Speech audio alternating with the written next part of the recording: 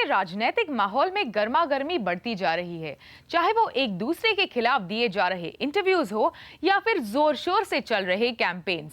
आज ये पार्टियां किसी ब्रांड से कम नहीं है और हम इस खेल में भी कंज्यूमर की भूमिका में है।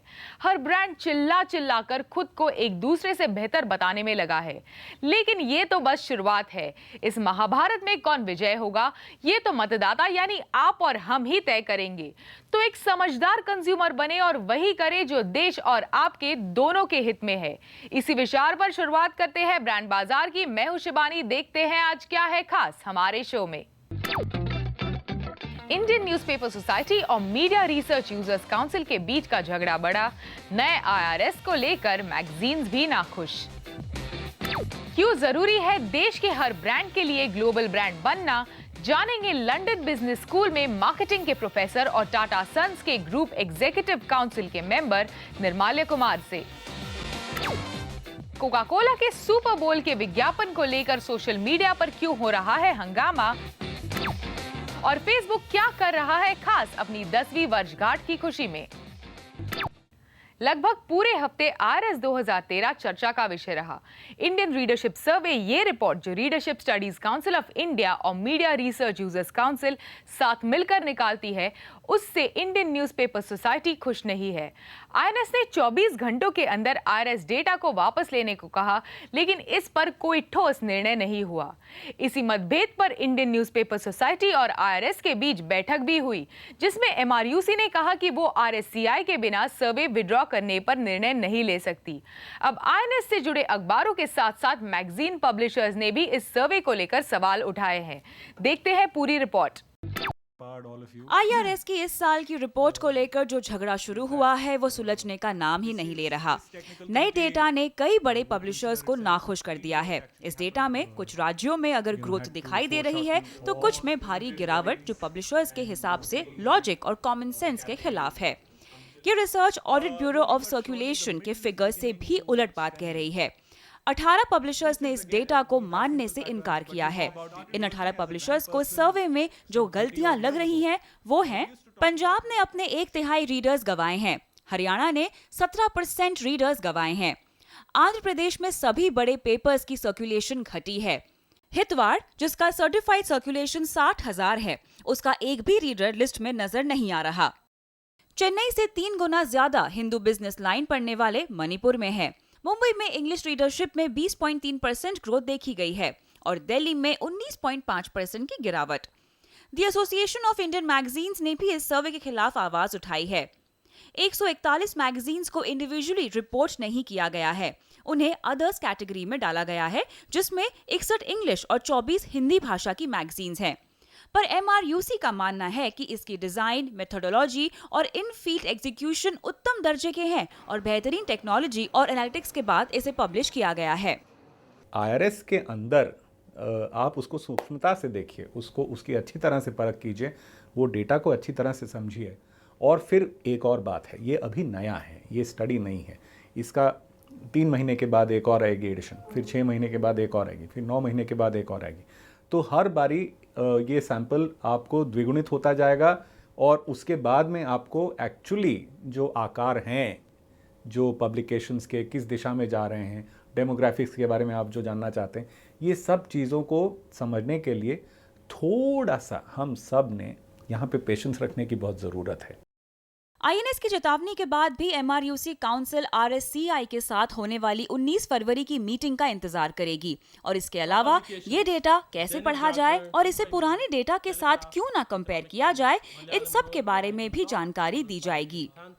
उनका कहना है कि ये कोई सेंसस डेटा नहीं है जिसे हर हाउस होल्ड में जाकर चेक किया गया है, इसलिए एक प्रोजेक्शन करने से पहले ये देखना जरूरी है कि सैंपल साइज कितना है। 30 के नीचे के सैंपल साइज को प्रोजेक्ट ना करने की विनती एमआरयूसी ने पब्लिशर से की है। Most of these examples are the sampling errors. So it's a wrong reading of or interpreting the data. In fact, that should not be done at all. So those are things that we are telling them now. We are also putting up in MRUC board, the website, to say how to read this data right. कई publications का मानना है कि इस सर्वे के बाद उनके reputation को काफी हानि होने की संभावना है। इंडियन रीडरशिप सर्वे जो इस साल पहली बार नीलसन ने कंडक्ट किया, उसके टॉप लाइन में कई बदलाव नजर आए हैं। ज्यादातर टॉप 10 इंग्लिश डेलीज की लिस्ट में जहां पहली बार मिड डे और डेक्कन हेरल्ड ने एंट्री ली है, डीएनए और न्यू इंडियन एक्सप्रेस की एग्जिट के बाद। हालांकि ओवरऑल अखबारों में दैनिक जागरण सबसे ज्यादा पढ़ा जाने वाला डेली रहा है, पर फिर भी इस अखबार ने अपने 5% रीडर्स गंवाए हैं। डेली, थंटी और राजस्थान पत्रिका जैसे अखबार इस लिस्ट में दो बड़े गेनर्स रहे हैं, 11% और 12% रिस्पेक्टिव ग्रोथ के साथ। हालांकि कुछ एक्सपर्ट्स का मानना है कि IRS को पढ़ने में कई पब्लिकेशंस काफी गलतियां कर रही हैं। Almost every single committee of both the RSCI and the IRS and the MRUC has a number of these publications on their boards. What were they doing on the boards? Why is it a surprise to them? Experts का ये भी मानना है कि पूरे data को सिरे से खारिज करना बेवकूफ़ी होगी, क्योंकि इसके अलावा मीडिया स्पेस खरीदने के लिए मीडिया प्लानर्स और बायर्स के पास और कोई मापदंड नहीं है। You don't need to demolish the दुनिया भर में अगर इंडस्ट्री बॉडीज मेट्रिक निकालती हैं, चाहे रेटिंग सिस्टम हो चाहे रीडरशिप हो, इंडस्ट्री बॉडीज चाहिए किसी भी मेट्रिक के लिए। अगर इंडस्ट्री खुद अपना मेट्रिक निकालेगी, कल को अगर CNBC खुद बोलेगी मेरी व्यूअरशिप इतनी है, तो एडवर्टाइज़र इसका यकीन करेंगे नहीं। एडवर्टाइज़र तब यकीन करेंगे जब एक third party which is monitored by the industry body इनको करता है। And that's why industry body is critical. You can't do away with an industry body. दोनों पार्टीज अगर साथ मिलकर इस डेटा को सुधारने की कोशिश करें, तब जाकर इंडस्ट्री को फायदा होगा। ब्रांड बाजार में अभी वक्त है एक छोटे से ब्रेक का और आगे देखेंगे कैसे बन सकते हैं देसी ब्रांड्स ग्लोबल। वेलकम बैक, आप देख रहे हैं ब्रांड बाजार। एडवर्टाइजिंग इंडस्ट्री में कई सारे अवार्ड शोज होते हैं, उनमें एक नया अवार्ड जुड़ गया है, पर इन्हें लॉन्च करने वाले कहते हैं कि ये पॉपुलर अवार्ड शोज से कुछ अलग है।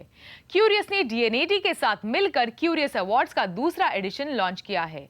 ये अवार्ड्स 3 स्पेशलाइज्ड प्रैक्टिसेस के आधार पर दिए जाएंगे: एडवर्टाइजिंग, डिजिटल और डिजाइन। क्या सोच है इन अवार्ड्स के पीछे, ये बताने के लिए हमारे साथ है राजेश केजरीवाल, फाउंडर और CEO क्यूरियस। राजेश, ब्रांड बाजार के लिए समय निकालने के लिए धन्यवाद। सबसे पहले बताएं क्या जरूरत महसूस हुई इस तरह के अवार्ड्स की? What we had in India earlier was a popular award, and what we want to launch in India is a critic award, and the critic award is more less on the popular line. This stimulates the industry, this energizes the new creative people who are coming on board. So the whole aspect is to stimulate the industry and inspire new work. तो कितने अलग होंगे ये awards बाकी मौजूदा awards से? ये completely अलग पोजीशन है। वो पॉपुलर अवार्ड है, हम क्रिटिक अवार्ड हैं। कम्प्लीटली डिफरेंट पोजीशनिंग है, कम्प्लीटली डिफरेंट क्राइटेरियाज है, एंड हमारे में नो स्कैम पॉलिसी है। DNAD which is an international jury award institution, वो हमारे पार्टनर हैं, वो पूरा इसको मैनेज करेंगे। हमारे जूरी 60% इंटरनेशनल रहेंगे, 40% इंडियन रहेंगे। So there is a neutral thing. Plus, hum as Curious and as DNAD both are neutral. We have no politics. We have nothing. We are very neutral. And what we are going to do is going to be for the best of the industry. Well, Rajesh, thanks for speaking to us. Thank you. अब एक नजर advertising और brand से जुड़ी कुछ खबरों पर। Coca Cola की NFL सुपर बोल एड ने सोशल मीडिया पर काफी हंगामा कर दिया है। रिपोर्ट्स के मुताबिक अमेरिका में लोगों को ये विज्ञापन रेसिस्ट लगा है। कई लोगों का कहना है कि इस विज्ञापन को समझदारी से नहीं बनाया गया है और इसे देखने से कुछ अच्छा नहीं लगता। क्रिटिक्स का कहना है कि ये विज्ञापन का गाना इमिग्रेंट कम्युनिटीज के लोगों को अलग अलग भाषाओं में नहीं गाना चाहिए था, इसे सिर्फ अंग्रेजी में ही होना चाहिए था। इस विज्ञापन में होमोसेक्सुअल और मल्टीनेशनल लाइफस्टाइल्स को दर्शाते हुए अमेरिका इज ब्यूटीफुल गाना गाया गया है। इस गाने में अलग अलग नेशनैलिटीज के लोग English, Spanish, Hindi, caries, Tagalog, Sinhalese, French और हिब्रू में यही गाना गा रहे हैं। कोक पिछले 8 साल से सुपर बोल में एडवर्टाइज कर रहा है। इस वीडियो को तकरीबन 12 लाख लोगों ने देखा है और ये विज्ञापन वाइडन कैनेडी ने बनाया है। वैसे देखा जाए तो हमारे हिसाब से इसमें कुछ गलत और नस्लवादी नहीं है। अमेरिका के लोग शायद इस तरह की अलग अलग भाषाएं बोलने वाले अलग अलग कल्चर वाली सोसाइटी के आदी नहीं है, इसीलिए वहाँ इसका विरोध हो रहा है। अपनी 10वीं सालगिरह मना रहे फेसबुक ने अपने यूजर्स को एक तोहफा दिया है। सोशल नेटवर्किंग साइट ने अपने लॉयल यूजर्स की फेसबुक जिंदगी के छोटे-छोटे पर्सनलाइज्ड वीडियोस बनाए हैं। लुक बैक ये कंपाइलेशन यूजर्स के 15 मोस्ट लाइक फोटोज, स्टेटसेस और लाइफ इवेंट्स को दिखाता है। एक कैची ट्यून के साथ बना ये वीडियो लोगों को पसंद आ रहा है। फेसबुक का कहना है कि लुक बैक कंपनी का सबसे बड़ा वीडियो प्रोजेक्ट है। ब्रांड बाजार में अभी वक्त है एक छोटे से ब्रेक का। आगे निर्मल्य कुमार से जानेंगे क्यों जरूरी है देश के ब्रांड के लिए ग्लोबल ब्रांड्स बनना। वेलकम बैक, आप देख रहे हैं ब्रांड बाजार और अब बारी है खास मुलाकात की। लंदन बिजनेस स्कूल में मार्केटिंग के प्रोफेसर और टाटा सन्स की ग्रुप एग्जीक्यूटिव काउंसिल के मेंबर निर्मल्य कुमार दुनिया के टॉप 5 मार्केट स्पीकर्स में है। इन्होंने मार्केटिंग स्ट्रैटेजी और मैनेजमेंट पर कुल 7 किताबें लिखी है। निर्मल्य एक बेहतरीन प्रोफेसर है और बतौर कंसल्टेंट, कोच और स्पीकर वो 60 देशों में दुनिया के 50 फॉर्च्यून 500 कंपनियों के साथ काम कर चुके हैं। निर्मल्य को मार्केटिंग साइंस, मैनेजमेंट और ग्लोबल थिंकिंग पर अपने विचारों और स्टडी के लिए कई अवार्ड भी मिले हैं। दुनिया के नामी बी स्कूल में निर्मल्य स्टूडेंट के साथ अपने अनुभव बांट चुके हैं। आज हम उनसे जानेंगे कि कैसे बनती है एक ब्रांड ग्लोबल और क्या-क्या करना होगा इसके लिए देश के बड़े छोटे ब्रांड्स को। निर्मल्य कुमार की लेटेस्ट किताब ग्लोबल ब्रांड्स के मुताबिक आने वाले समय में चाइना के ब्रांड्स ग्लोबल बाजारों पर छा जाएंगे। अगर आज का ही बाजार देखें तो चाइना के ब्रांड्स का प्रदर्शन विश्व के बाजार में बहुत अच्छा है। माइक्रोवेव मार्केट में ग्लोबली गलांस का शेयर 14% है। हायर के पास व्हाइट गुड्स के बाजार में 8% का हिस्सा है और पर्ल लिवर पियानो के पास ग्लोबल बाजार में 15% हिस्सा है। चाइना की इकोनॉमी में बदलाव हो रहे हैं। वहां लेबर को लेकर समस्या होने लगी है। चाइना की आबादी घटी है जिस वजह से सोशल ढांचे में बदलाव आ गए हैं। अब गांवों से लोग शहर की ओर नौकरी के लिए नहीं आ रहे। ये सब वहां की कंपनियां समझ गई हैं और अब वो ब्रांड बनाने और नए बाजार तलाशने में जुट गई हैं। So what you're seeing in Chinese companies today is less hierarchy. You're seeing great R&D investments. You're seeing an attraction of global talent, because if I want to develop a fridge for an Indian consumer like you, or I want to develop a fridge for a US consumer or for a German consumer, I need consumer insights in those markets. So what the great Chinese companies that are on this journey are doing is they're attracting global talent and they're placing them in their R&D facilities firstly. Second thing they're doing, companies like Lenovo, Haier, Huawei, ZTE, they're setting up global R&D centers. So you'll see Huawei has a global R&D center in America. Haier has an R&D center in America. They have another R&D center in Europe. Because only if I have R&D centers in these countries can I get the consumer insight into those markets. And a company like Lenovo, when I went to the R&D center, I went to 2 R&D centers of theirs, one in Beijing, one in Shanghai. You could not, it was almost like you were not in a Chinese company. All the signage was in English. The working language at Lenovo is English. There were interns hanging, American interns from Stanford and MIT hanging around the R&D labs and working with the Chinese people over there. So you really felt you were in an R&D lab anywhere in the world, just like when you go to the Indian IT outsourcing centers in Bangalore, you feel like you could be anywhere in the world. And the R&D centers in China, if you see of companies like Lenovo and Haier and Huawei and ZTE, they could be anywhere in the world almost. Yeah, there's an excessive amount of Chinese there compared to the rest of the world, but that would be true of the Bangalore sites over here. But it feels like a global campus. आज के बाजार में हर company की जरूरत है एक global brand बनना, वो तौर तरीके अपनाना जिनसे सही मूल्यों के आधार पर ब्रांड का अस्तित्व बने। और सबसे बड़ी चीज है इनोवेशन, हर पल कुछ नया खोजना जो लोगों की जिंदगी आसान बनाए। अमेरिका अपनी जीडीपी का 3% R&D पर खर्च करता है, चाइना 1.2% और भारत सिर्फ 0.6% जो चाइना से आधा है, और यही देश मात खा रहा है। Today, most of the markets are free and open. So whether it's China or India, we have global competitors in our domestic market fighting for our domestic customers.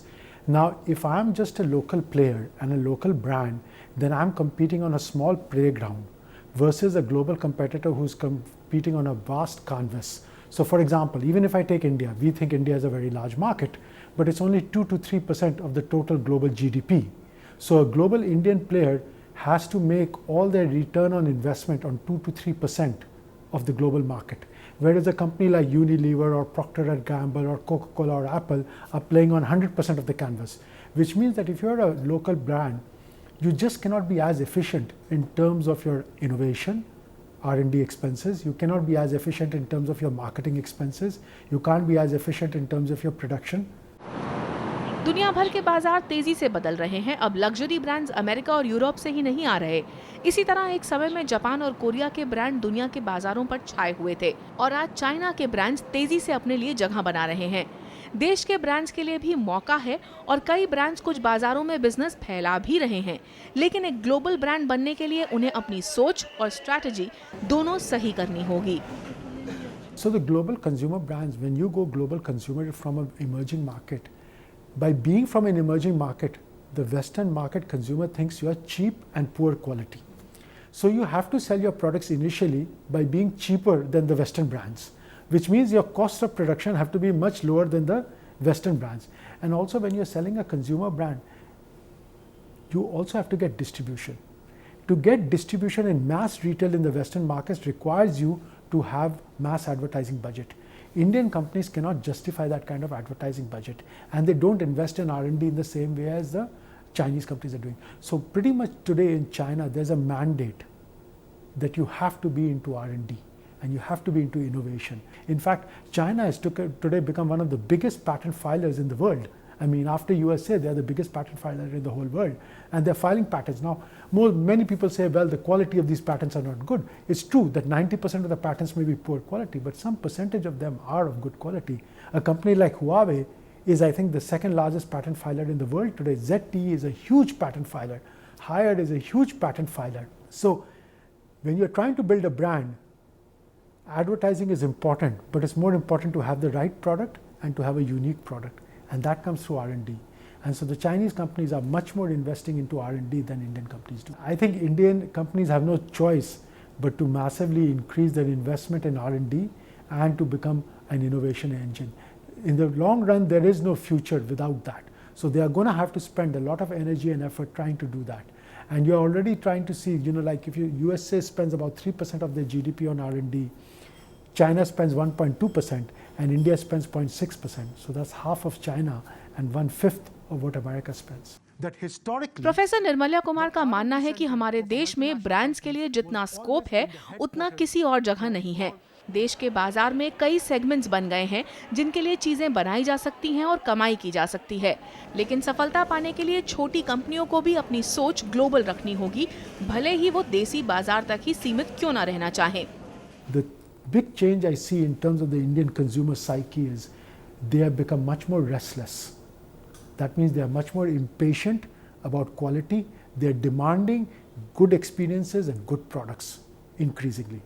Number two, they have become aspirational, which means instead of being obsessed as it used to be 30 years ago with price only, they are now willing to pay a higher price, but then in return they are saying, demonstrate to me what can you give me in return.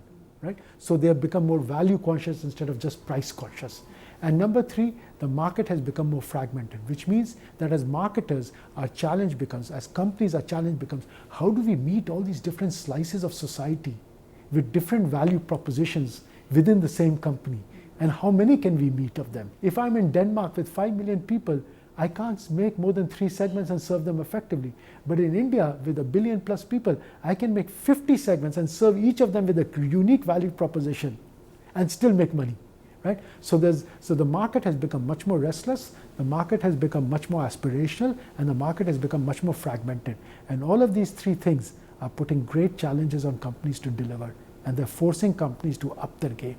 Professor Nirmalya का ये भी मानना है कि marketer और CEO को consumer के साथ साथ अपने एम्प्लॉय के भी करीब जाना होगा, तभी वो बदलते बाजार की जरूरतों को समझ पाएंगे। Become better and make sure that you always remember that markets change faster than marketing. आपको हमारा आज का शो कैसा लगा आप हमें लिख सकते हैं brandbazaar@network18online.com पर, और हमें ट्विटर पर भी फॉलो कर सकते हैं @आवाज़-बीबी पर। फिर मिलेंगे अगले हफ्ते इसी दिन इसी समय सिर्फ CNBC आवाज़ पर।